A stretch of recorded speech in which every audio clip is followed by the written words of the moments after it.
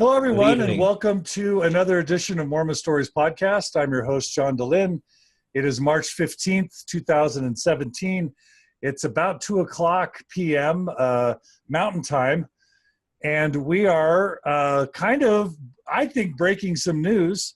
We'll see if everybody else thinks it's interesting or worthwhile. But today we're going to be talking about some breaking news that I've heard about a contraction that seems to be beginning at the LDS Church in Europe. The source of the information is a friend who I've been Facebook friends with for quite some time. He's joining us live on the call now, and his name is Marko. I pronounce it Meiling. How do you pronounce it, Marko? Meiling, but Meiling is okay with me. Okay.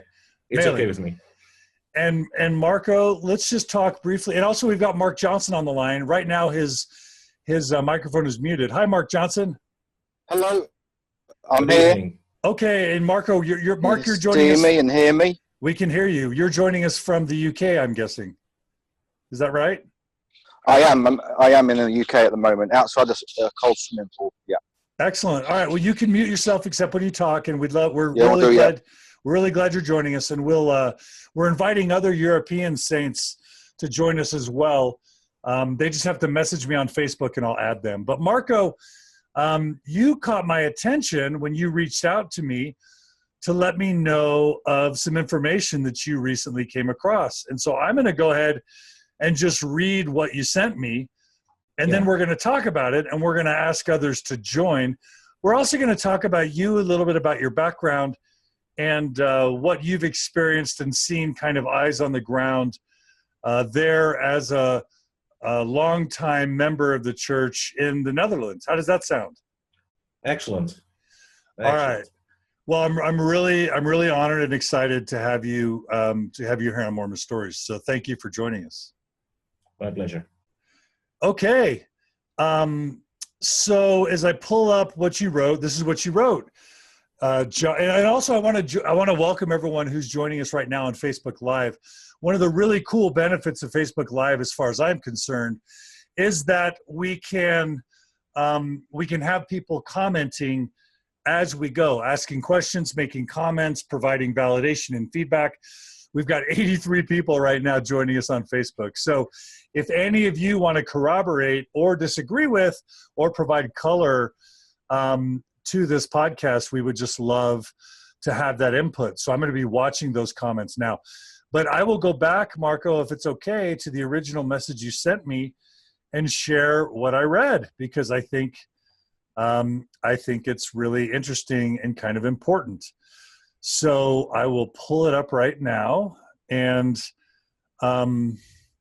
read it to our listeners. So from Marko, a couple days ago, I'm just pulling it up. One more second. Okay, here's what you wrote. You wrote, one more second. Okay. Dear Mr. DeLynn, have you heard yet about a big push to consolidate the units in Europe? We're having closing after closing being announced. Yesterday, a closing was announced, and SP, I'm guessing that's stake president. Is that right, Marko? Yeah, stake president, yeah. Stake president stated there are 800 units in Europe which are considered too weak and would need to merge. We have, I think, Marko, by your count, you're saying we have 1,163 units in Western Europe, according to Comora.com. So this represents possibly a third of the units in Europe merging with another third of the units to try and bolster and strengthen what's going on. So if you don't mind, Marko, take us back.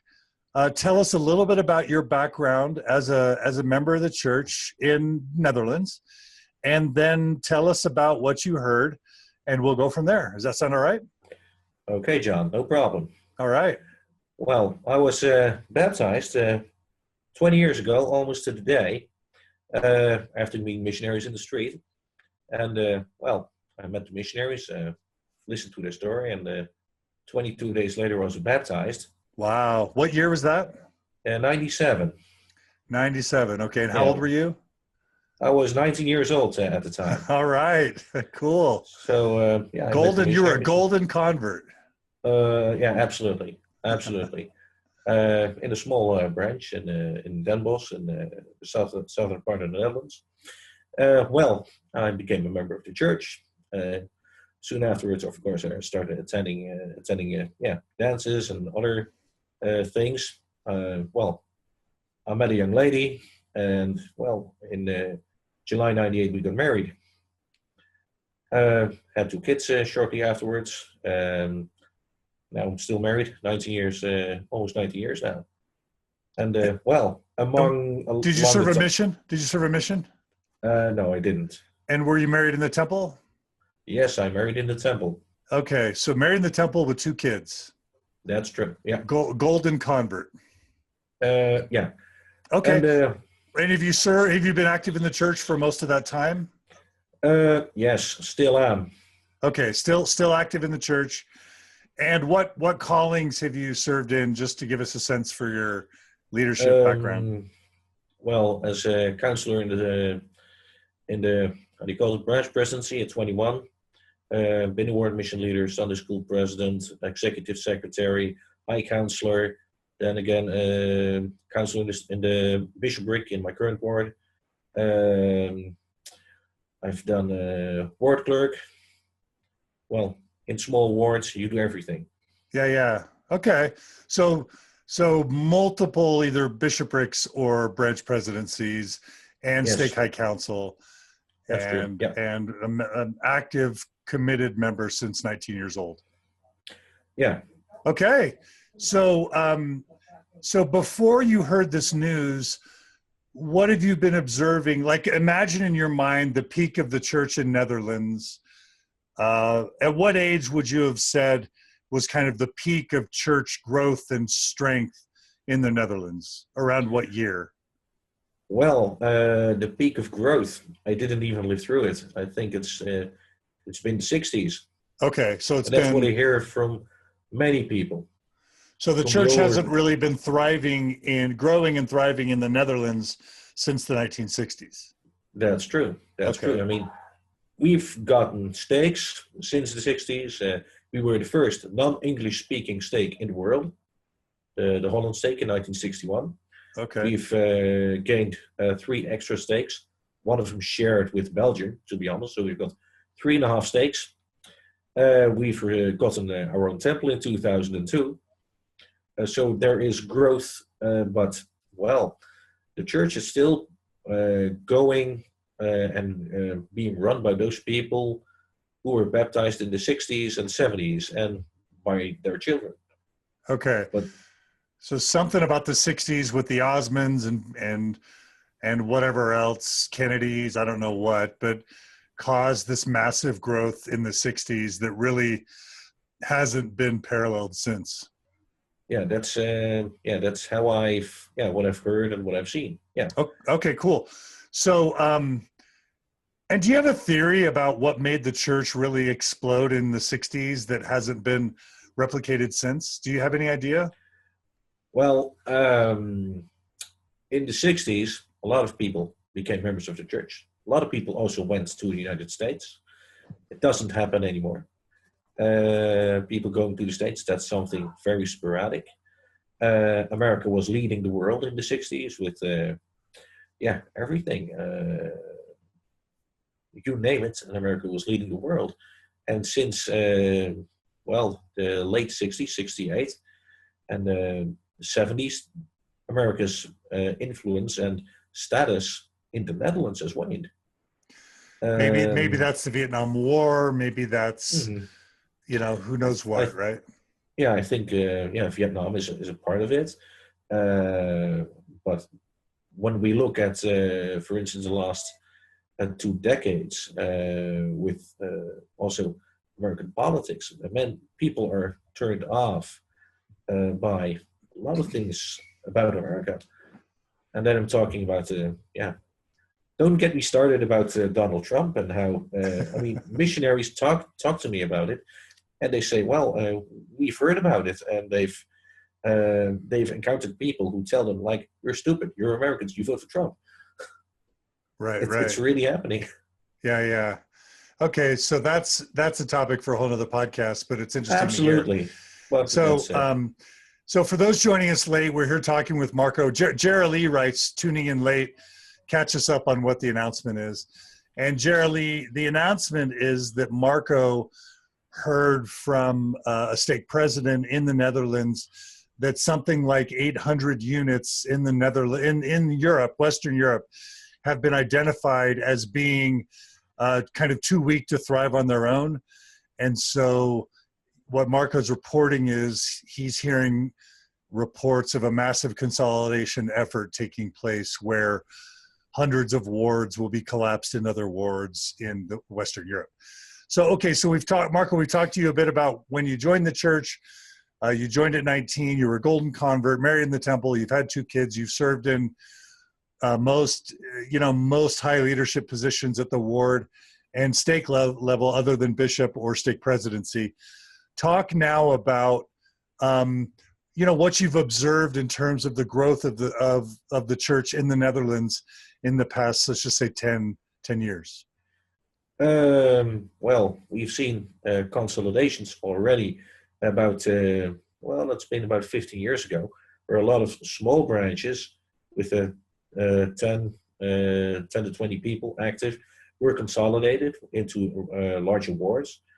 And what we're seeing now is that those larger wards, which were then created in the between 2000 and 2008, are now being slated to merge again, or to be divided into 2 or 3 parts, and then the people have to go to several other wards again. So when you do the math, when you there's about 800 wards and branches which are too small, well, that means that if you merge and you lose 400 wards, could be 200 or 300, what you're going to lose. But how many stakes is that? 25, 40 stakes? Right. So right now you're saying that in the Netherlands there's 3 stakes. Is that what you said? Yeah, 3 stakes and 1 that's shared with Belgium. That's Belgium. shared with. Okay. Belgium. Yeah. Okay. All right. And so what is particular, like, so what are you, so is that the main piece of news, just that a stake president tells you that 800 units are too weak, or is there more background information you can give us to kind of substantiate why there might be a major contraction going on? Well, I've seen major branches and wards in the Netherlands being closed. Recently? Just recently, yes. And like which announced. ones? Which one? Do you remember any names? Yeah, of course. Nijmegen ward is being closed. That's a branch being merged with Haarlem. Assen branch has been closed. There are strong rumors, and people in the ward tell me that Dordrecht ward is being closed. Rotterdam ward has 40 members attending. It used to be almost 100 10 years ago. Then we have several other wards in my stake, which are happy if they have 50 people attending. Okay, so in the wards in your stake, name each ward and talk about how many average members you think are attending. Well, I've got my own ward, Spijkenisse. That's about 70 people. 70 people attending. A lot of young people, a lot of young families. So that's going okay. But then I've got the Rotterdam second ward. Well, if they've got 50, that's what I hear from family members who attend there. They say, well, there's just 50 people. And they've lost 37 people last year and this year due to people moving out. So there's now 50 people. There's 10 people going to move in a few weeks' time. I mean, that's bad. Right. Dordrecht ward is probably going to merge with Rotterdam, the second ward. Rotterdam first ward is doing pretty fine. It's got about 70 people, but many of them elderly. Gouden ward is pretty young, but not too many people. I've heard about 70. Utrecht is just 50 people. Next door they have a ward in Apeldoorn, Amersfoort, in another stake, also a small ward. So both of them are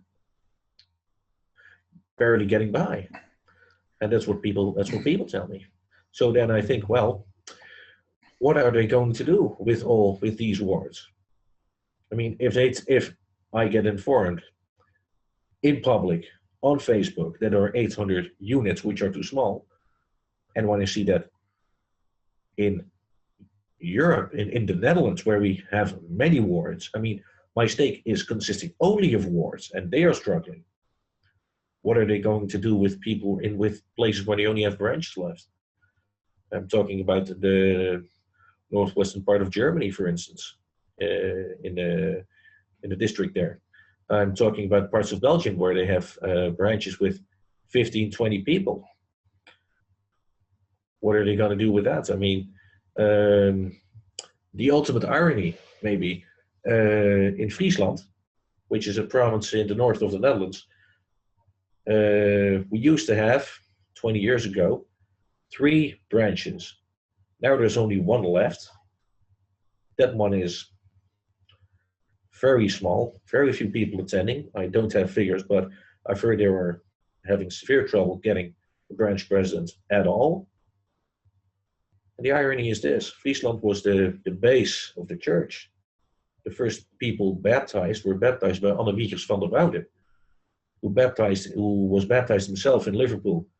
He was a skipper. He went to Salt Lake, then back to Friesland, baptized his family, and started the work of the church in the Netherlands.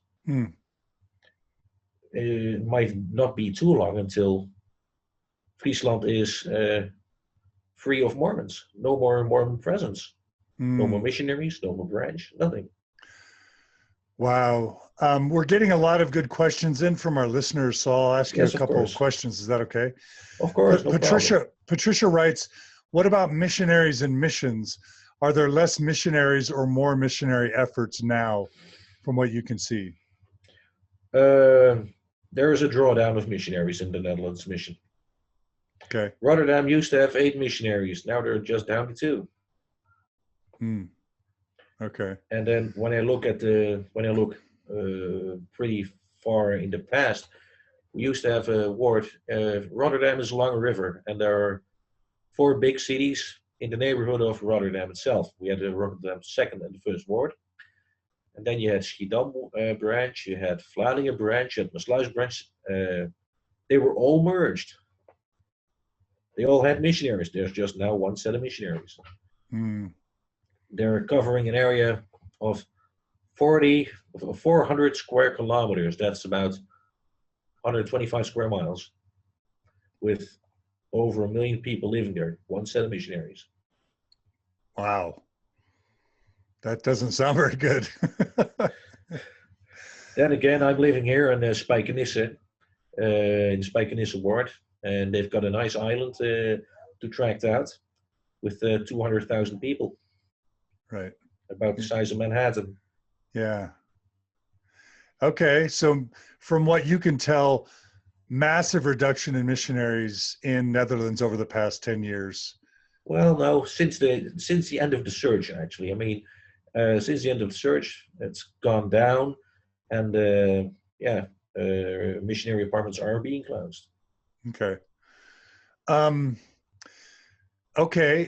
Mary writes, sounds like Scotland. So we have one person at least saying that Scotland's experiencing a similar trend as the Netherlands. Emily writes, could you give some of the major reasons why you think the members have stopped coming, or reasons why they've left the church in your area? Do you have a sense for that, Marko? Do you have any friends? Do you have friends who have left the church? And if so, why? Well, I'm, let's just say, just an example, and I'm exposing myself maybe, but I don't. Some years ago, I came across your website and your podcasts, and I listened to them, and I got angry about a lot of things. I mean, things that I've, which weren't told when I became a member. What types of things, if you're comfortable sharing?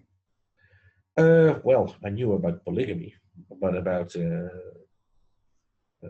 one pet peeve of mine is church finances, and selling of patriarchal blessings, for instance, which I had some trouble with. What do you mean selling patriarchal blessings? Well, that if you wanted to have a patriarchal blessing, that the patriarch got paid for it, for instance. What? You learned about that in our history? In the history, yeah. And okay. For instance, I've never heard that, by the way. I've never heard that.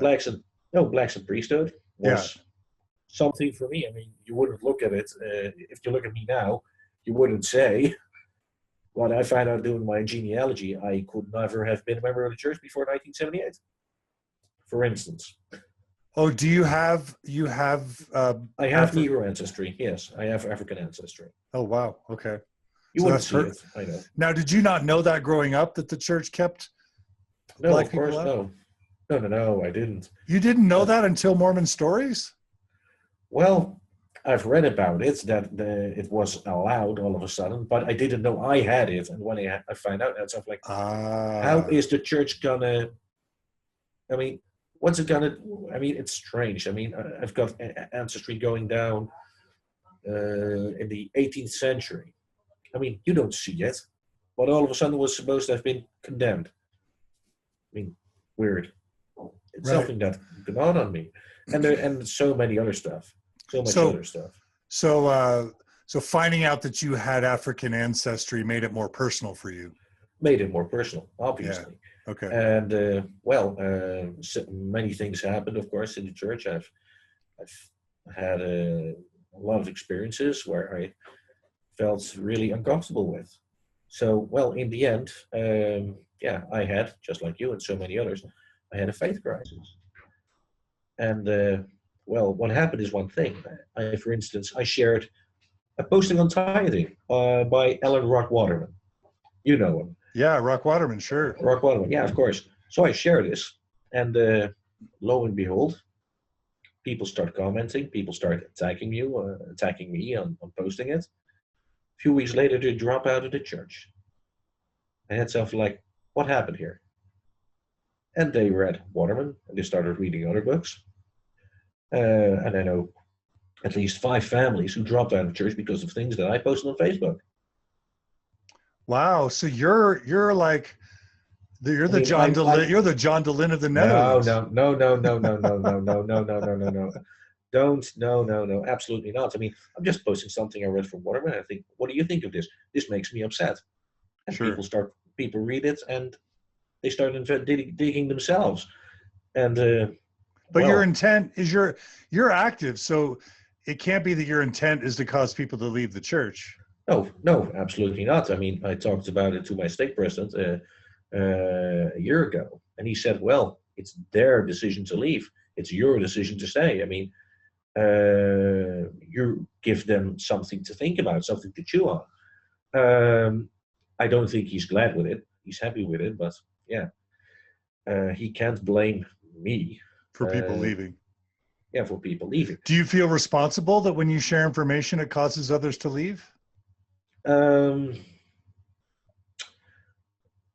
a sense, yes. I mean, 3 weeks ago, a young brother came to me and he said, well, can you help me understand why my brother left the church? And I told him, do you really want to know this? Why who left the church? Why who left? Why his brother left the church. He didn't just talk to his brother, he was asking you? He was asking me. Okay. So I talked to his brother on Facebook. I said, well, did you know that your little brother asked me what it is why you left the church? Oh my goodness, that's weird. That's weird. Is it well, I shouldn't say weird, that's rude. Let me ask you this. Is the culture in Europe such, or at least in the Netherlands, where maybe people are less comfortable having direct conversations if there might be conflict? On the contrary. Okay, you're more direct. Dutch directness is well known.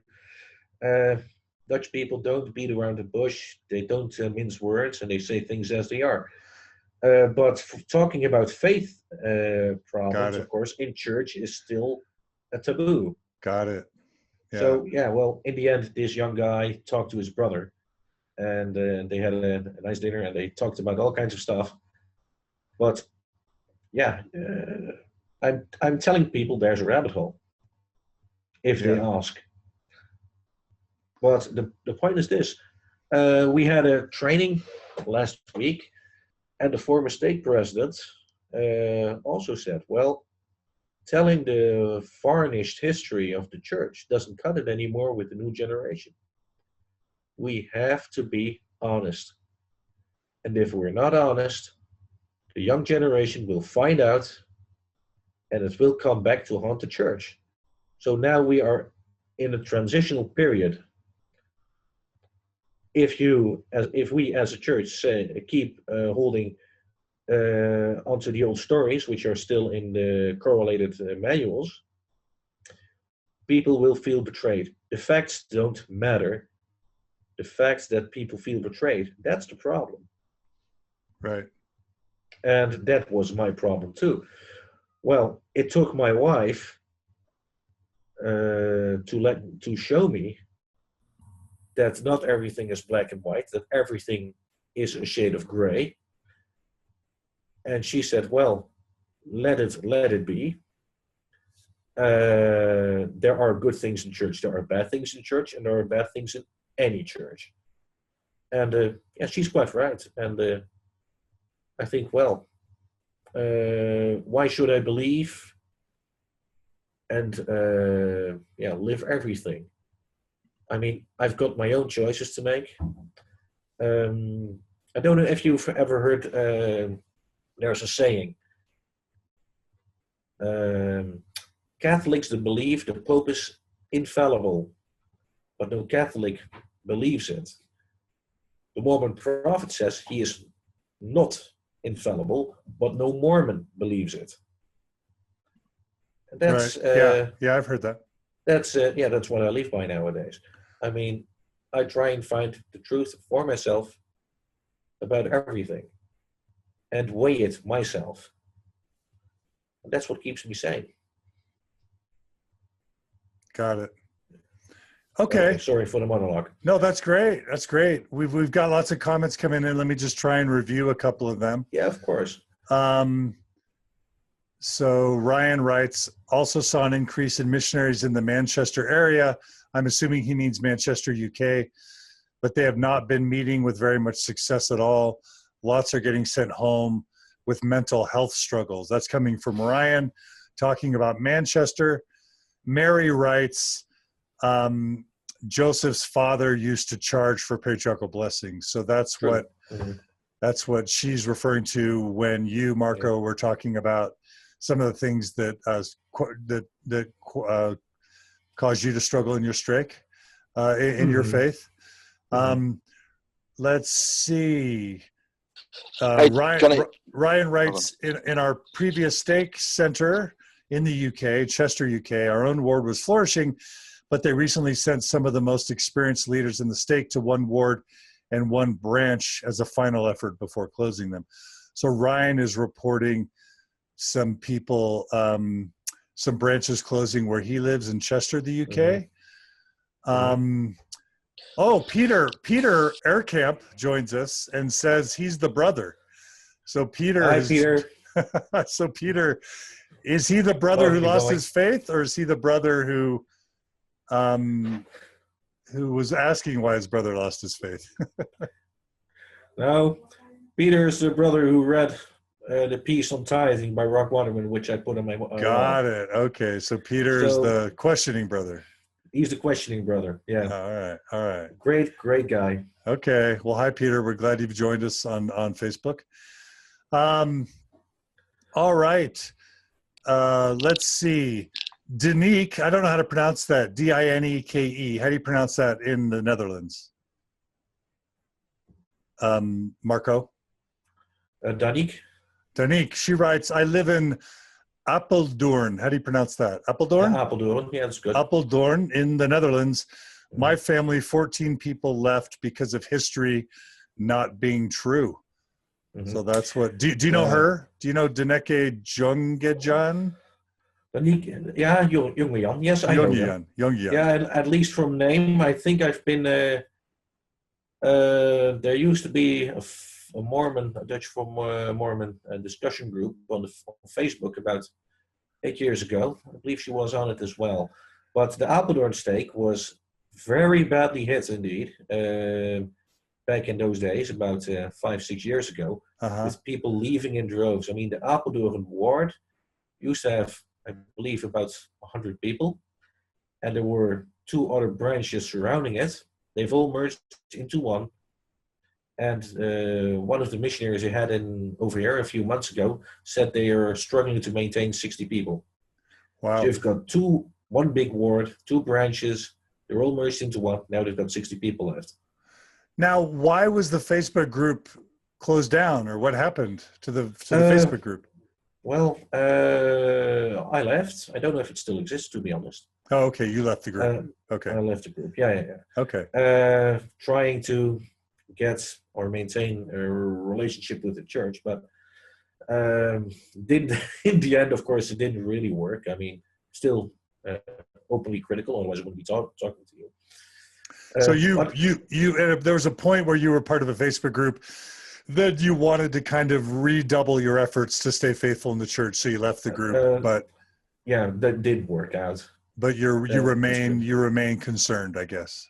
Of course, I'm concerned. I mean, it's the church of the people. It's the church of the Lord. And I spoke with an elderly couple recently, who said, well, looks like the church is abandoning us. Abandoning you? How? Yeah, because the ward close to where they live is closing down. So yeah, talk about that. What does it do? What does it do in a city in the Netherlands when the church closes down a branch or a ward and asks them to merge with somebody else? Yeah. If you've got a car, it's not a problem, obviously. Well, if you have a what? Say that again. If you have a car, a vehicle. Oh, if you have an automobile, car. Okay, an automobile. Yeah. If you've got an automobile, it's not a problem, except, of course, gasoline is about $9 a gallon over here. Wow. So, I mean, I live 10 miles from the church. So for me, going to the church is $5. But people in Heerenveen have to go to Leeuwarden, which is, 20 miles one way. If your car runs 1 in 10, which is really good, it's getting expensive. Right. And it gets expensive mighty fast if you have to go even further distances, and it's happening. Yeah. And so being a member of the church, as Wouter van Beek, who wrote several articles in Dialogue, he's a former stake president here as well, he wrote, being a member of the church in Europe is far more costly in a social and an economic sense than it is in the United States, and especially in Utah. And that's something that the church leaders fail to notice. I mean, there are people, particularly some elderly people, who have sacrificed everything for the church, have held callings for 40, 50 or more years. And what's happening now is their ward closes, and they have to take a 2.5 or 3 hour bus and train ride to get to the church on Sunday morning, and 3 hours back. Right. That's what I call abandoning those people who have helped build your church. Yeah, it's got to be tough. And I have a buddy in Brooklyn who's been attending his ward in a certain Brooklyn chapel for years and years and years. And they closed his ward down in Brooklyn and merged with a totally different building that's 20 or 30 minutes away. And he's already, trying to make Sundays work, and it just having to go a long distance to be able to attend just makes it that much harder, right? Yeah. And it ruptures relationships, because the ward has a culture, the ward has this sense of pride and cohesion, and to dissolve a ward and merge it, and then to disrupt a lot of the relationships. Let's just say they merge the ward into 5 other wards. Yeah. Then all of a sudden, the people that you really enjoyed seeing at church, you don't see as many of them, and that can also take away some of the motivation. Is that true? I think so. Absolutely. I mean, when I said to my kids, we might be moving, and they said, can I please go back to the old ward? So that's how it works with kids. So we haven't moved, but Yeah. that's one of the first concerns they had. Right. And well, what's happening too? I mean, that's one of the things that I wanted to. And maybe it's outside of the scope of this podcast. I mean, we've got a temple in the Netherlands. Yeah, talk about that.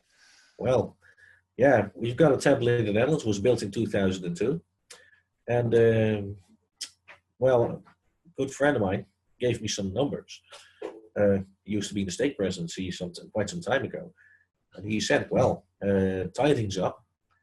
The amount of people with a recommend has more than doubled. The amount of ordinances being performed has dropped by more than half.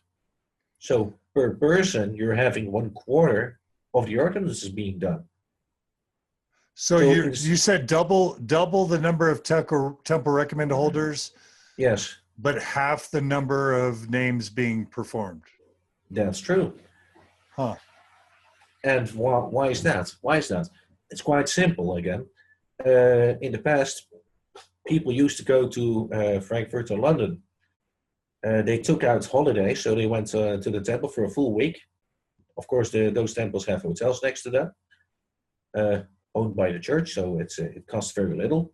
People went to those temples, and it was really being out of this world with members of your stake for a full week.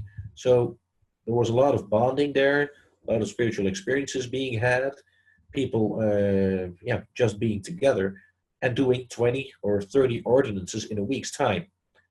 So you take off 5 days from your job, you can do 30 ordinances. Nowadays, people do the math.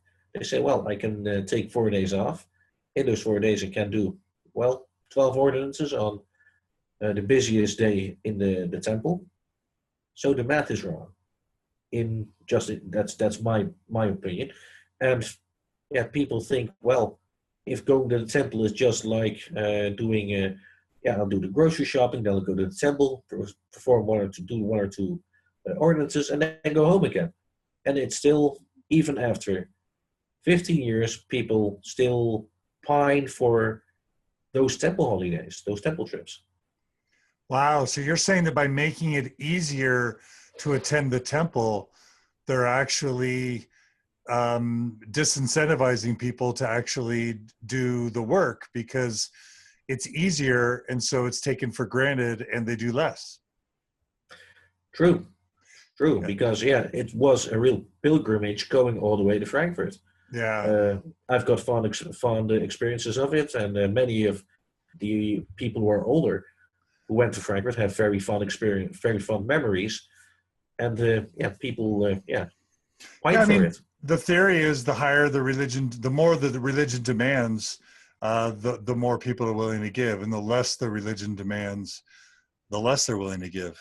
Yeah, I mean, it's a half an hour drive to this temple here. Interesting. In bad traffic, it's 2 hours, by the way. But people are willing to go all the way to Frankfurt. That's weird. Yeah, I mean, I think about road shows and temple trips and just the way that the church used to just be our social life. Yeah. And lately, the past 10 or 20 years, I just continually hear the brethren saying, simplify, simplify, simplify. We don't want to put too much demand on the members. True. But by doing that, they're weakening people's commitment to the church, it sounds like. True. That's happening. And that's one of the reasons which was specifically named as why they should consolidate, because it places less demand on members. You can spread the work amongst more people. So this, you're saying this might backfire. It's going to make it. It's going to shut off a bunch of people, and then decrease the demand for others. Is that what you're saying, or not? Yeah. You're casting away some people. You will lose people because they can't bring themselves to go that far to the church, because it's too expensive, because it's too far away. It's impractical to go by public transport. And those people that do go, many of them aren't really needed. If you get what I'm trying to say. Right. So yeah. So the commitment becomes less. Yeah. I mean, the only group that wins will be the youth, and maybe even they don't, because they get ripped apart from their friends. Right. And one of the people who called in, or how we're going to call it, talked about Manchester and about the missionaries there having trouble, etc. I'm hearing the same things from my missionaries over here. What are you hearing from the missionaries? They're telling me that they're having a lot of younger missionaries going home early with trouble, and for several more missionaries also say, well, it's nice that we have young missionaries, but they need some growing. They still need some growing up to do, and sometimes it's hurting the work. Got it. I'm having microphone problems, so forgive me for just 1 second. Keep talking. No problem. There are so many. Is this David? No, it's Mark. Mark, please. Do you tell us where you're from, Mark? I'm actually from Manchester, in the UK. All right.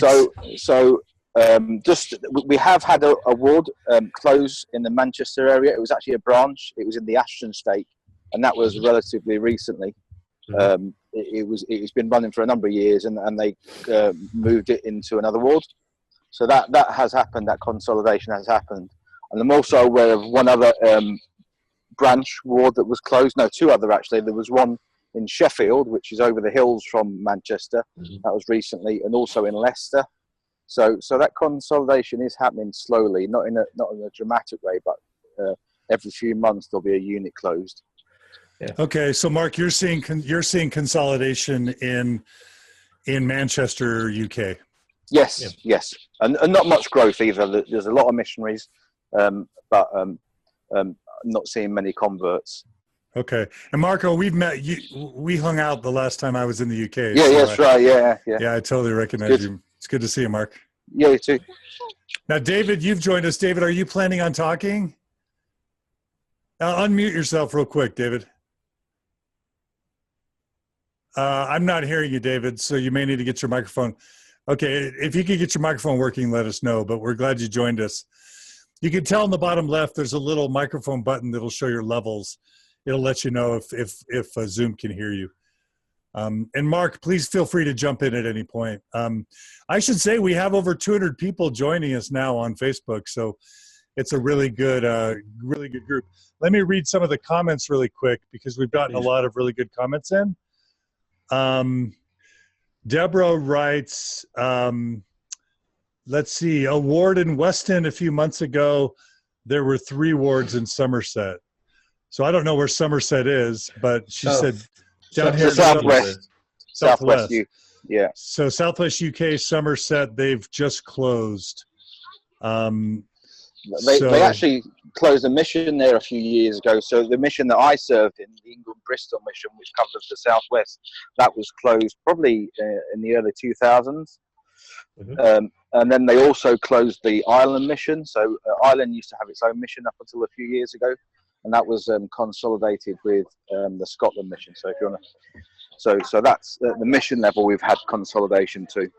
So the mission's also contracting in the UK. Yeah. Yeah. Okay. Germany used to have 4 missions, I believe. Who did? I believe Germany used to have 4 missions. Now it's 2. Oh, so Germany's gone from 4 to 2. Yeah. Netherlands used to have a mission, and Belgium used to have a mission that's been consolidated. But that's over a decade ago. But we are consolidating, and we can see it everywhere. I mean, we've got the Abraham-stakers losing ward after ward. They closed down 2 wards this year, or branches this year. A 3rd branch is probably going to get closed. Our stake has gone from 12 to 7. Now probably going to 6. 6 what? 6 wards. We had 1, 2, 3. We had 3 wards, 9 branches. Now we've had 7 wards. Now probably going down to 6. I mean, people are talking about it, so it's probably going to be true. Got it. Too bad. Yeah. Yeah. Okay. Let me keep reading some of the other comments. Let's see. Ryan writes, Chester steak in the UK is over 90 miles end to end. Makes steak activities very difficult. Yeah, that's a big steak, right? Mm-hmm. Yeah, that covers the whole of North Wales, so it's quite a big distance, and there's quite a few branches there as well as the UK it covers.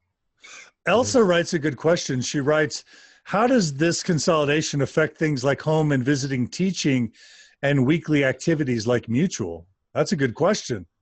That's a good one. Well, what would you guys say to that? So home and visiting teaching is the same as it always used to be. Everyone's always chasing for numbers. Recently in my ward, they've asked people to expand their lists and do less visits, but to more people. So they try to reach out to more people, but I'm not sure if that's a ward initiative or a stake initiative. But youth and activities, I'm also seeing more and more youth activities happening at the state level. So instead of like 1 week of the month, they'll have everyone go to the stake rather than have them individually in the wards. So I think we're just doing that to bring them all together. Yeah. Give the youth a critical mass of people to be at the activity. Yeah. Just on the other side, there is growth in some areas. So in the UK, where the Preston Temple, they've gone from 1 ward to 4 wards. Though I suspect that's move-ins rather than converts. But there is some hotspots in the UK. But there's probably one that's not many of them.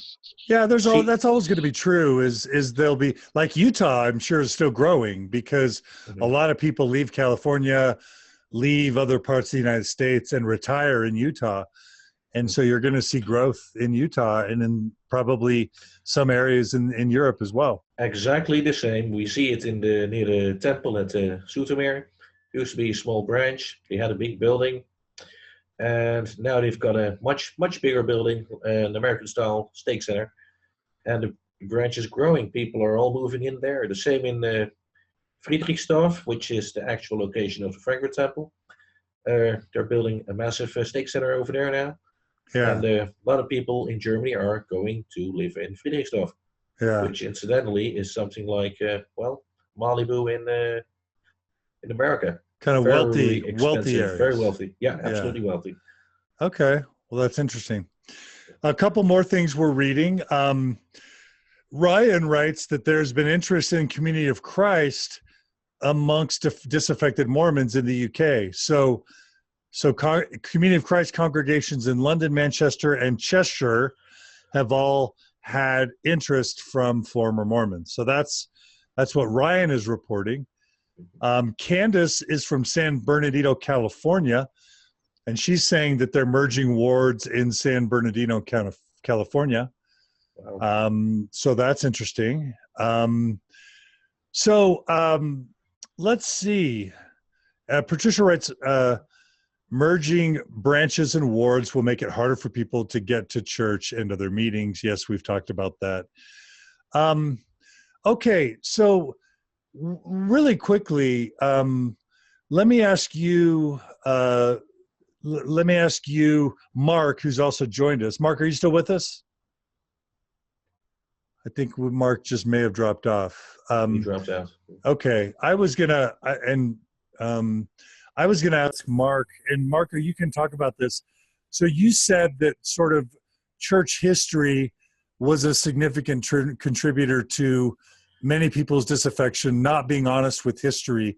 Are there other contributing factors? So, for example, feminism, the church's reluctance to allow women to hold the priesthood, is that a possible contributing factor? And then also the church's refusal to support same-sex marriage and LGBT rights. Do you think those types of things impact members in England, in Europe? Well, John, talking about gay marriage, Holland was famously the first country to allow gay marriage. Right. And we had general authorities visit us and instruct the stake presidents to take a stand against it. And you know what the stake presidents did? What they do? They said yes, and then they shrugged their shoulders after he walked out. And didn't do it. they didn't do anything because we are just with 7,000 people. Yeah. When you're talking active people, 3,000 maybe. Right. So it's a run race, but for many people, for instance, the November 2015 problem was a trigger. People felt offended. People felt betrayed. Yeah. Not saying it's just one of the many factors.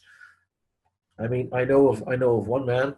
No, I know more. I know two people who are transgender, and where leaders have been less than stellar in their handling of the situation, where family members of those persons have felt deeply offended, have felt hurt by church leaders, and who are some of them have stayed active, and some of them have left the church because of this. And I think, if our leaders are more considerate of people, they can save people for the church, and they just stick to the manuals, the handbook of instructions, and they say, there's no place for you in church, and they kick them out. Yeah. I think it should be different. Just my opinion. Yeah. Deborah writes, and she's in the UK, I think of the factors for leaving is same-sex couples not able to have children baptized. She says, I'm certainly aware of a number of members who have left because of this, some who were very aware of the history, but this became the last straw for them. So Deborah is echoing what you said, which is that the November 2015 policy has wreaked havoc on active membership in Europe. Yeah, I think so. And there are many more things. I mean, when I say about that post I made once about Ellen Rock Waterman on tithing, I think that's cost the church a lot of credit. The mall cost the church a lot of credit. Yeah. Literally, but also figuratively. The mall, for instance. I mean, people wondering out loud, like, why is the church doing this? I mean, a lot of people just don't care. But when you have so few people, every person counts. Yeah, right. Literally. Yeah, that makes sense. Stephen Bloor, who's been on Mormon Stories before, he writes, when I was bishop, my stake president held a special meeting 9 years ago to inform the bishops and Relief Society presidents that there was about to be a massive falling away from the church in the near future. He told us not to be shocked, but that many very elect members would leave soon. So I guess he's saying that his leaders were prophets 9 or 10 years ago, that they've been anticipating this for a long time. Aubrey writes, I live in Orem, which is in Utah. Mm-hmm. She says her mom's stake has gone from 10 to 7 wards, but the wards have gotten bigger. So about 450 people per ward. So Aubrey's saying that she's seeing consolidation in Orem. And then Emily from France, we're super glad someone from France is joining us. So, hey, Emily.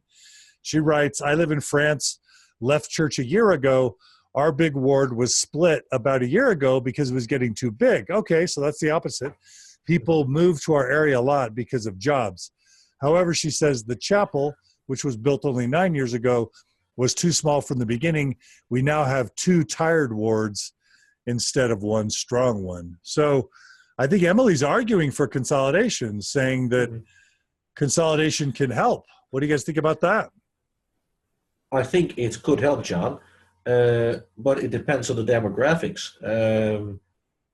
The wards, say, in the west of the Netherlands, where there's still population growth, where people are moving because of jobs. I can see that these wards continue to grow. My own ward is an example. Socioeconomic, it's not too strong of a ward, but cheap housing is now pulling in a lot of youngsters who just got married. Public transport is pretty good, so they can go to school quite easily.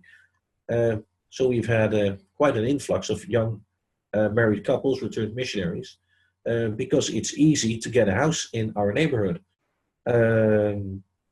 That's just one example, but it means that other wards are losing people. Right.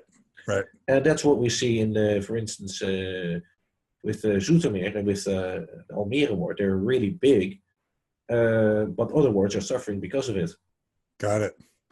Aaron asks, would you say local members who aren't going through a faith crisis are noticing these contractions? Are members noticing that things are contracting? I think they do. A lot of people just don't care. They don't really look outside of the ward's own borders. Or outside of their stake. But when they talk, when they've got extended families, and they do talk, meet each other, then they can see it. I mean, it's quite easy to see. But then again, you've got to have a network. Yeah.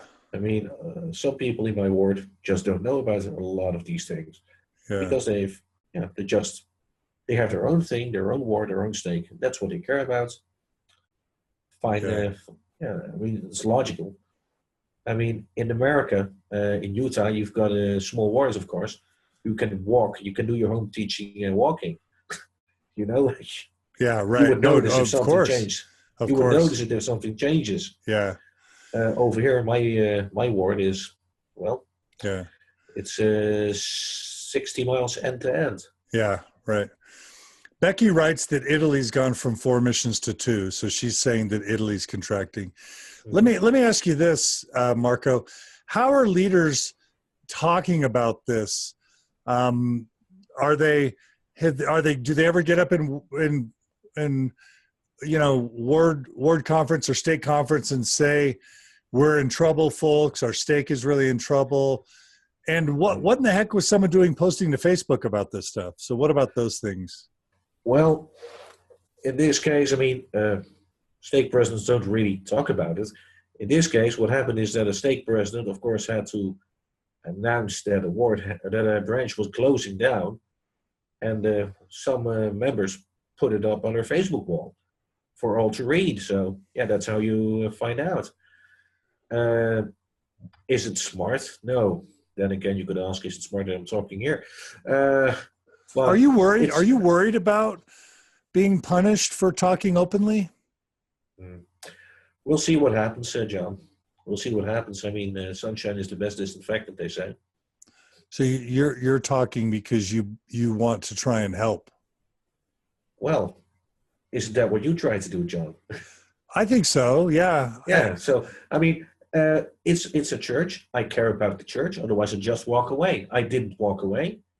Yeah. In spite of everything I know. I mean, a lot of people are walking away because of what they know, and it's the same as I know. But I care about the church. I want to help. And I think that being practical-minded is a virtue. So my message to the leaders in the Netherlands, don't shoot the messenger. Don't shoot the messenger, but above all, think about it, what you're going to do to those people who you are abandoning. Yeah. I mean, you could say, well, people have to make more sacrifices. But sometimes people can't sacrifice any more than they already have. I had a very close friend of mine who in tears said, if I had not moved to the church, I would have been one on the rolls of being less active people, because I am old and I am unable to get on a bus. I can just barely walk to the church. Yeah. I mean, and that's a person who lives quite near the church in another state. And then I think that's so sad. That's so sad.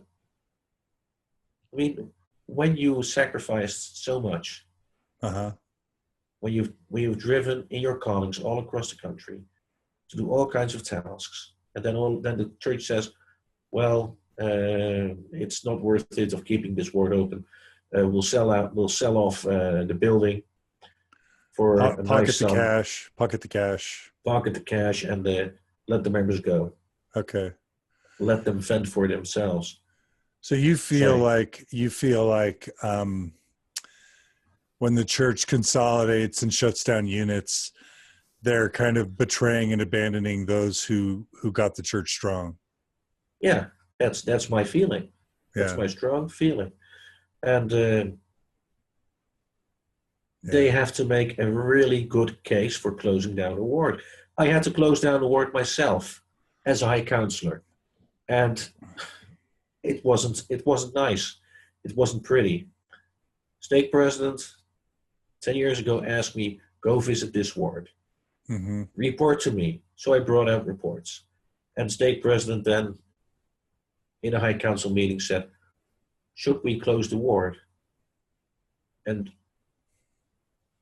it wasn't my call to make, and someone else said, yeah, you've heard what Brother Meiling said, close it down. And then, of course, stake president called the bishop, and the next Sunday, he called me and he said, you were going to visit next Sunday, and I had to take the brunt. Mm. Because I had a bishop who was totally, he was angry. He was really angry. He was livid.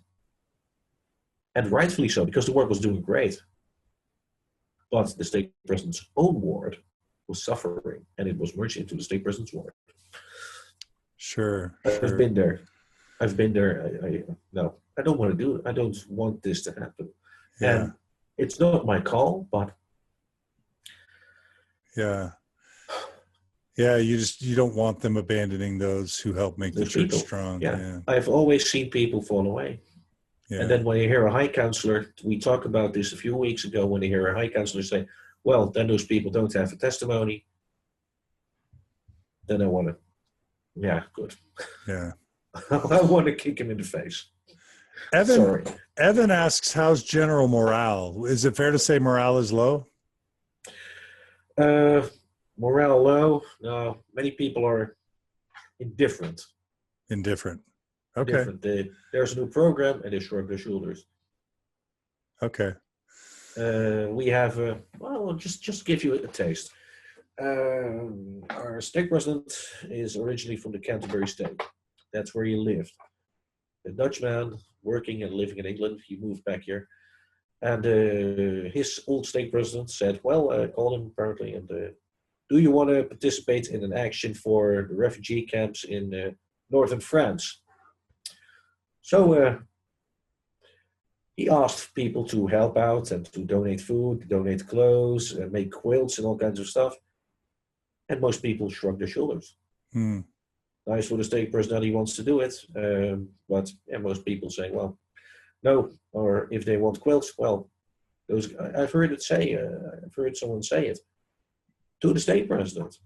Those guys have enough time on their hands as it is. Why should we knit blankets if they can knit them themselves? Right. Talking about harsh, but okay. There's directness at work. Yeah. A few more comments. Mark writes that he has a relative who is bishop of a ward that has Sunday attendance of 15 people max. So that's not really a ward, I'd say. 15 people. No, not really. Mark also writes, it's worth pointing out that the Europe area report for 2014 was leaked, and it confirmed the downward trend. And he's included a link to that report. Mm-hmm. Alexander Noot, how do you pronounce that? N-O-O-T? Is that Netherlands? Note, yes. Note. He says, our ward is doing pretty well, but not as well as it had been doing a while ago. Less growth through converts and mostly through people having children and moving in. And that sounds right. If a ward has solid members, they'll grow by children, by people moving in, but not through converts. I love Alexander Noot. All right. I love this guy. Well, his dad used to be he was my first branch president. That's wonderful. I mean, he's my age, and I love this guy. He wrote, I've not heard sentiments like that about refugees in our ward, and we're in the same stake as Marko, he writes. Yeah, that's true. I've heard this in the Rotterdam ward, first ward. Yeah. Okay. Also, we have a couple more people who wrote in. Aaron from Bellevue, Washington says he's had so many people leave because of historical issues that one of the local members is now teaching an apologetics class to counter people like John DeLynn. Well, that's good to hear. Thanks for letting us know that, Aaron, that now people are having anti-John DeLynn callings in their wards. Rachel writes, she lives in Western Massachusetts. In its heyday, her ward had 150 to 200 members per week. Now they're lucky to hit 50. In the last 3 years, almost half the membership has left due to history and political stands by the church. These are members that were Relief Society presidents and in bishoprics. So wow, Western Massachusetts is being hit. Jason writes, he lives in North Carolina, in Charlotte, one of the fastest growing cities in the United States. In the past 11 years that he's lived here, the church has grown very little. And now from what I hear from active members, growth here is static. They have wanted a temple in Charlotte for a long time, but the numbers still here don't justify it. Carl writes, I left 4 years ago now, but in southern England, membership has been fairly static, if not reducing, because branches I knew got absorbed into nearby wards, and ward sizes generally were on the decline. So just, man, it sounds like everywhere but in Utah, the church is contracting. And it's sad, John. Yeah, it really super is sad, super sad. And I've spent some time in Germany and in the UK recently, and the church meant a lot to a lot of beautiful people for many, many decades. And so even though we're being kind of candid about this, I don't think any of us are thrilled to see someone's social support and community and tribe eroding, right? True. I mean, one of my best friends, he used to be in the stake presidency, and he said to me, I mean, after he got released, he had his own faith crisis, and well, we helped each other through this. I mean, and he told me, he said, Marko, if you had told me that we would be having this 3 years ago, he said, I would never have believed this. I mean, I see so many of my friends and acquaintances now studying things that you and I've studied and talking about it in the open and doubting and asking questions that I'm really wondering, where is this going to end? Is there going to be a church in the Netherlands left in 20 years? Yeah. Will my son ever become a bishop? Or will he just become a branch president, if at all? Sure. I mean, my son's 17, by the way. Right. So we received a couple really, really good comments that were kind of powerful. One is from Gina Colvin, who basically says that the church is just way too American. So let me just ask you, Marko, it's one thing for us to point out this massive problem, but it's a total different thing to actually talk about possible solutions.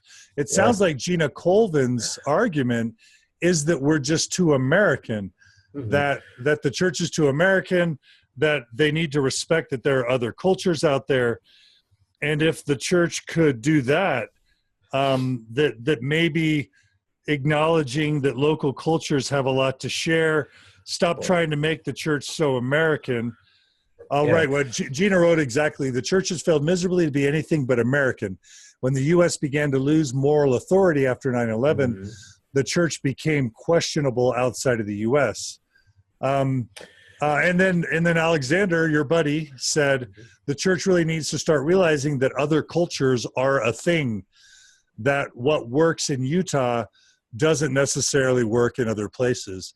What do you think is part of the answer to this problem, Marko? Local leadership is one thing. I mean, don't you have local leadership? Of course, we have local leadership, but some of them are very much Americanized. They follow the leaders. They follow Salt Lake City in their thinking and in their acting. Let me give you, I always tend to work by example. Sorry for that. But when we have a ward conference and then the stake president tells me, you should follow the leaders like we follow our leaders, then you're following Americans. And we have our own culture. Our culture in Holland is one of consensus about talking about things, and not we're working more bottom up than top down. And that's something that's a big issue here for Dutch people. They don't like to be told how to do things. Doing things in a Dutch way is totally different than doing things in the American way. We try to reach a consensus because then everyone thinks the same. All noses are going in the same direction because everyone wants to go that direction, not because someone in authority says we're going that way. And no, that doesn't work here. That's something typically, may I say, Dutch. And when Gina Colvin, who happens to have been here recently on holiday in the Netherlands and Belgium, with Ingrid, I believe, mutual friend. Small world. Yes. She says the church is too America-centric. Yeah, I totally, fully agree. When you have, how do I say this? When you have a stake president, for instance, who's from British, who lives in Britain, then goes walking around wearing a poppy in November, people tend to raise their eyebrows there. Why? Why? Because he's a Dutch man in a Dutch stake. Why is he wearing a British poppy? Why isn't he wearing a white carnation? If you want to remember the war victims, then in Holland you wear a white carnation. No, he's wearing a British poppy. And people think, what is this? And that's just one very small cultural thing, but people notice it. Right. There's so many other things. The American culture, American politics. Yeah. I mean, what I said about stake presidents turning a blind eye to the instruction to fight gay marriage is one thing. That's just one example. Yeah. And people, another one. How do Americans ride a bicycle? I don't know. What do they wear? Shorts? No, helmets. Helmets. Yeah. Every American missionary in the Netherlands has to wear a helmet. Uh-huh. No Dutch citizen wears a helmet unless they're riding what they're calling an electric bike, which goes faster than 45 kph. Interesting. So the missionaries are walking around in the suit with a backpack or whatever they're wearing, on a normal bike like Granny uses, and they are wearing helmets. And every Dutch person thinks, what are these for kind of strange Americans? Yeah, wow, that's really interesting. That's a very small thing, but I know that our stake presidency, when we had a new mission president come in, and the first day he said, everyone's going to wear helmets because that's what the manual says. So the missionaries dutifully donned their helmets again and immediately became the laughingstock of every normal Dutch person on a bike. Yeah. Yeah, okay, and I'm getting... That's culture. Yeah. So Chase writes, while in Spain, one common theme I saw in all areas was that the church lacked good leadership. Those who had leadership capability tended to leave the church or not convert in the first place. Gina wrote, local leaders are chosen because they are good at cultural mimicry, meaning that I think that's reflecting what you say. If they're willing to sort of echo what Salt Lake says and show loyalty, that's going to be what's most prized in terms of getting someone to be called into a leadership position. Is that right? That's what I'm seeing. Alexander writes, as a suggestion, call general authorities and area authorities from the actual areas, and the church leaders should be asking those local leaders what and how things should or could be done. So getting more in this we know, other than, Uchtdorf is the only European member of the Quorum of the 12. And I think getting a more diverse leadership in the Quorum of the 12 would have to bode well for representation if they chose people that represented well their local areas, right? Yeah, because if you go back to what Gina Calvin says, people get elected because of cultural mimicry. That means that if you get a European, he tends to look like an American. So it's not going to happen, not soon. Yeah. Gina writes that the Dutch and Belgian church have contracted because leadership moves around a certain small group. She calls it a royal family who the GAs love. Do you see that there's royal? I see that's true. Are there royal families in the Netherlands that are sort of like the pets of the GA? The GAs? I see that. True. Huh. There are a few families who are. There was one family here, for instance, who had, I believe they had 5 or 6 sons, and 4 of them were the bishop at the same time. Wow. Well, I can. There's one family here. I don't want to name names, but you can look them up fairly easily. One of them is a 70. His brother-in-law is a bishop. Another brother-in-law was in the stake presidency, all at the same time. I mean, one family.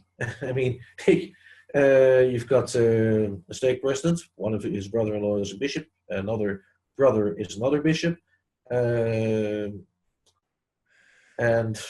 yeah, that's just in my stake. I mean, I'm not saying there's a relationship. Odds are, I mean, they were bishops before their brother was called as a stake president. But of course, when you have a few families, and a few families are big, then you tend to get, I mean, you tend to get this. I mean, it's logical. It's kind of patronage. It's kind of, you reward the spoils to it's almost clannish. You reward the spoils to the few loyal, wealthy, affluent, educated kind of people. Affluence is not really. Oh, not affluence. That's not a reason to become a bishop in the Netherlands. No, because I know enough bishops who are struggling to get by. But okay, but lack of choice. But family connection, yes, not affluence. Family connection, yes. Okay. Yeah. Affluence, no. Deborah writes, there are church royal families in the UK as well. However, some of their heirs are also leaving the ranks. In her Facebook group, UK former LDS, we often see some very familiar names join us. So everybody's saying, people are saying that every country's got their royal families, but that even now the royal families are starting to see people leave the church. Yeah, and that's what in the meeting last week, where former stake president spoke, who also wrote a dialogue. He said the church at this moment is at a crossroads, because for the first time in maybe a century, the church is losing many people, not only from the bottom but from the top. Yeah, and something that's new. We never had this before. Yeah. And it should be a cause of great concern. And your presentation you made a few years ago really started me thinking on the path of where is this going to end. And which presentation? You made a presentation a few years ago you had talks with about, I believe, 3,000 people. Yeah. Then. Yeah. You remember? Yeah, I do. And why, like 5 mistruths about why people are leaving the church. That one. Yeah. And now I'm seeing this happening in Europe. Yeah. I mean, I thought it was Utah. Now it's happening in Europe. And that's Hans Madsen's interview. Right. Back then shocked me. It really did. Right. And many more. I mean, I stood up once and I said, well, this is happening. Yeah. And it hurt.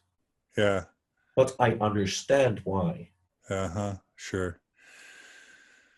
Okay. Well, I think this has been an amazing interview, and we have 190 people joined us still. Facebook says that we've reached over 63,000 people so far with 6,623 video views. So this is one of the most successful live interviews we've had, Marko. Oh. Any other final thoughts on what the church could do to make things better, other than stop being so American, stop relying on royal families, let local culture be more pervasive, drop the opposition to same-sex marriage, be more open and honest about its history, stop abandoning wards that have been serving the church for decades, leaving the elderly members without any means of maintaining their membership. Any other final suggestion? And of course the Western world is experiencing a decline in religion due to just secular forces. We have to acknowledge that that's got to be a major part of this, right? Is just secular, there's a broader trend towards secularism. True. And in America, people leave the church and then they come back again. When they get married, they get kids and everything. And in Western Europe, there is no such pull. Yeah. You don't, it's perfectly acceptable to just abandon church altogether. No one's asking any questions. Yeah. There's more than enough other social options to raise your kids in a proper way. Right. People just go to soccer and it provides everything except for an altar. Well, right. You could call the bar an altar. Sorry. Right. There's plenty of options. So what could the church do? I'd say one thing. Accept that there are things called social Mormons. Uh-huh. Just accept it as a fact. Okay. And is that you? Is that who you are? I believe. But for me, the social aspect is not as important for me personally, because I've got a testimony. I know that God lives, etc., etc. I could go through a temple interview. But the point is this: accept that there are social Mormons, and accept that people want to see their kids get married. In Europe, it's not, at least in Holland, it's not that big of a problem. My sister-in-law got married in November. On Friday, we had the civil ceremony. On Saturday, we went to the temple. Yeah. I don't know exactly how it is in many other countries in Europe. But the church in Utah, for instance, in America, you only have one marriage, a temple marriage.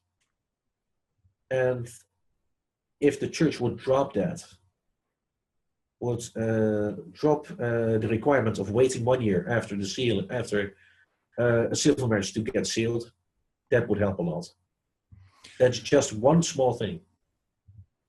Okay. Deborah's writing the church could be more of a vehicle for service to all, and less doctrine, less programs, less policies. Mm-hmm. That's an interesting theory. So I'm intrigued a little bit that you consider yourself kind of an Orthodox believer, Marko.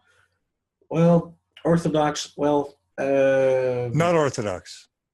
Well, I believe what I believe, and I can still, albeit on the edge, consider myself a believer.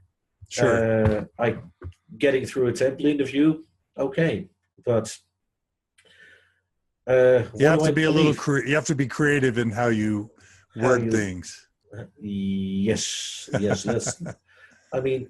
Joseph Smith had a vision.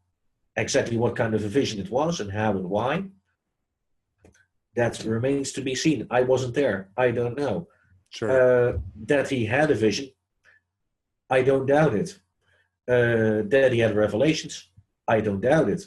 But that he was a very complex person who made mistakes, I don't doubt that either. Yeah. He's not a saint. He's a person with flaws. Some flaws very deep. It doesn't. For instance, it doesn't mean that that I can't sustain and support the church that he founded. I mean, I can tell you about popes that things that would make, right, would make you very angry. But then again, there are a lot of Catholics who still believe. right. Do you, are you comfortable talking about whether you view the Book of Mormon as actual an historical record, or do you want to not talk about that? Well, if the Book of Mormon is an actual historical record, well, then I'd like to see the archaeology. And someone asked me, well, where are all the swords and all the medals and all the other things from the last terrible battle at Cumorah? And then I told them, well, the Romans took it away. They knew there was a battle going on. And then I laughed very hard. So, I mean, yeah, there proof. The archaeologists haven't found anything. So, what is the Book of Mormon to you if it's not a historical record? If it's not a historical record, it's something like the Analects of Confucius. Mm-hmm. Not a historical book, but an important book with valuable lessons for how to live. And the same for the Bible. Right. How do you get around then not thinking that Joseph Smith was kind of a fraud or a bad guy if he's making stuff up and telling people the book is one thing when the book isn't that thing? And there's all the polygamy and the child brides and 30 wives and wives married to other men. How do you keep from feeling like the church was a fraud? Well, I'm not saying the church isn't. Oh, okay. What I'm saying is this: the church is an institution, presumably ordained by God, to give us tools to become better persons. Okay. But so is the Catholic Church. Yeah. So are the many Protestant denominations. They all claim the same. So for me, it's if someone asks me, is this the only true Church of Jesus Christ on earth? Then I'd say, well, let me think about it. That's the hardest question. Yeah. So you're probably not a big believer in the one true church thing. No, not really. Not anymore. How about in like exclusive priesthood authority, that kind of thing? We've got priesthood, but so does the Pope. They both claim they've got priesthood. Right. So you just think all churches can lead people to God, and whatever one makes you a better person, then that's okay, right? Yeah. I hope our church is right. But I'm not quite sure. Right. I mean, all of them claim the same. That's the big. That's a hang up for a lot of people. Sure.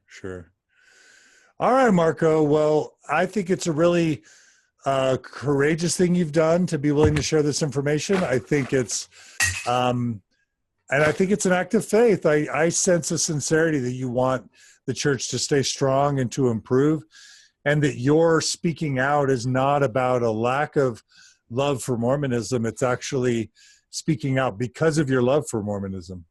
Yeah, I mean, I love the church. I love my family in the church, and I want us all to be happy.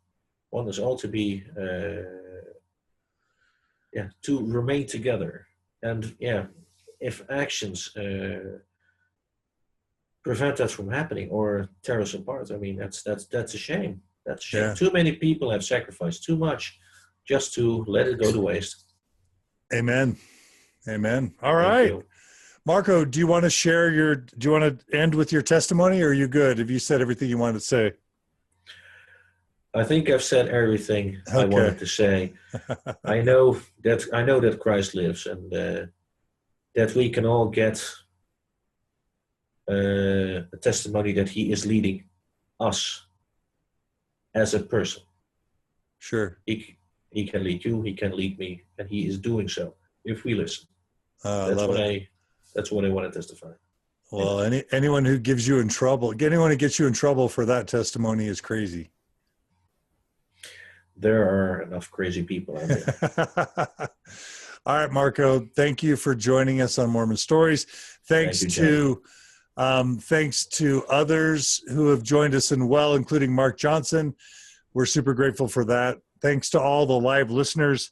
Thousands of people joined us on this Facebook Live. So we're grateful for everyone who commented to make this possible. Please join us again on Mormon Stories. Please feel free if you have comments or observations about Contraction wherever you live, anywhere in the world. Please post them to the MormonStories.org blog, where we post this interview with Marko, and we'll learn about other areas where the church is contracting. That'll be fun, or at least informative, and hopefully the church can figure out. Marko, I've got one last question for you. I'm sorry that I'm pulling this at the very end. Did you see that bubble chart that was released recently showing the different bubbles that the church, that the church had? Yeah, I've seen it. And remember that bubble that talked about ites, sort of like lumping everyone's, international concerns into one big bubble. Do you remember that? Yeah, I've seen it. Yeah. What do you think about that? Yeah. Do you think they just don't? Do you think they just don't get it? Cultural pig-headedness of some people living on a plateau somewhere in the center of the United States. Beautiful. Behind the mountains. Yeah, and that's what my good friend said. The church is retracting itself back behind the mountains, entrenching itself there, and leaving us to the barbarians. So sad. What a great analysis, though. All right. That's a super great way to end. So thank you, Marko. Thanks to all of the listeners, and thanks to everyone who supports Mormon Stories. If you want to keep supporting this type of programming, $10 a month, $20 a month, whatever you can afford. It's all tax deductible in the United States, and it goes towards the mission of supporting Mormons and post-Mormons in transition, supporting progressive Mormonism, questioning Mormonism, honest Mormonism, and transitioning Mormonism. So please support us in the Open Stories Foundation if you love stuff like this. All right, listeners, thanks for joining us. Marko, it's great to have you. Come join us again soon. Okay. Thank you so much, John, for your time. Take care. Best to your family. Okay. Thank you. All right. Thank you. Goodbye. Goodbye.